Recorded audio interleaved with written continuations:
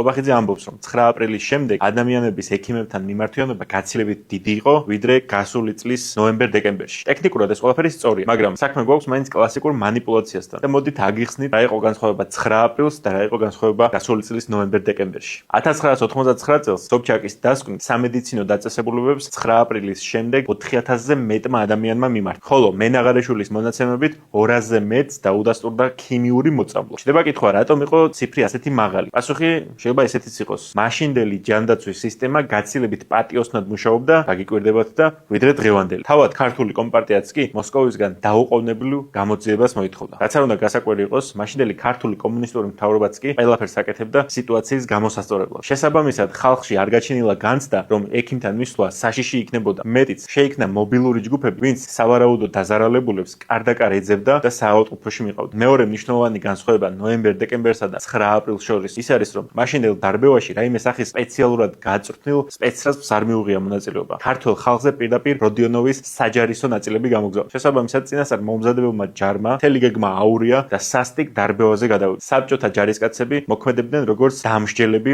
უცხო ქვეყნიდან და სასტიკად უსწორდებოდნენ ქართველ მომიტინგეებს. ხოლო 2024 წელს კარგად გამოცდილი და კარგად გაწვრთნილი საპოლიციო ძალები იღებდნენ აქციის დაშლაში მონაწილეობას. ისინი წლების მანძილზე სწორედ აი ამსეთი სიტუაციებისთვის ემზადებოდნენ. შესაბამისად, გეგმა კარგად მომზადებული და დაგეგმილი იყო. ამ ოპერაციის მიზანი პირდაპირ ვინმეს მოკლა არ იყო. თავარი მიზანი იყო ადამიანებში მაქსიმალური ტერორის დათესვა, რომ მათ მომავალში პროტესტის გამოთქმის სურვილი არ გასჩენოდათ. ხოლო მესამე და ასევე უმნიშვნელოვანესი განსხვავება 9 აპრილსა და ნოემბერ-დეკემბერს შორის არის ის, რომ მაშინდელი ქართული საზოგადოება სრულიად მოუმზადებელი იყო მიტინგზე გასვლა. ანუ არ ჰქონდათ არც აირწინაღები, არც რაიმე გეგმა გაქცევისთვის. ხოლო ნოემბერ-დეკემბერში ყველამ ძალიან კარგად ვიცოდით, რისთვის შეიძლება ყოფილიყავით მზად. ვიცოდით გაქცევის გეგმა, ჰქონდა აირწინაღები, რესპირატორები და ასე შემდეგ. შესაბამისად, ჭყლეტაშის სიკვდილს ადამიანები იმიტომ გადაურჩნენ, რომ ჩვენ ვიყავით კარგად მომზადებული და არა იმიტომ, რომ რეჟიმმა დაგვინდა. ხოლო დღევანდელი ჯანდაცვის სისტემა მოგეხსენებათ ხალხის მხარეს არ დამდგარა. რომ გწოდნოდა მოწამვლის საშიშროების შესახებ, ერწმუნეთ, ბევრი ადამიანი